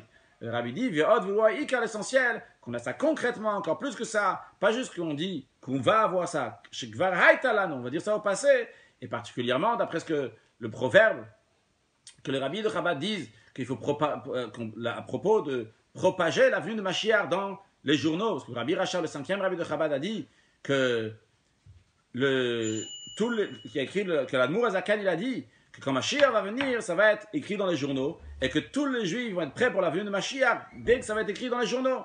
Alors Rabbi dit, comme ça s'est accompli dernièrement, dans la dernière période, ça a été publié dans plusieurs journaux, et dans le monde entier, et le Rabbi dit, il faut continuer aussi à propager ça encore, que Hinezem al-Hamashiach, que Mashiach il arrive, et que t'inquiète pas juste qu'il arrive, mais t'inquiète que Vaba, qui déjà il est venu, et que ça soit Paul Mamash concrètement, le Matamasarat Fachim, dans ce monde ici-bas, Begalus, de manière dévoilée, aux yeux de tout le monde, à plus forte raison, le Ein Kol Israël, et que ça soit Tekef ou Miyad, Mamash, excellente journée.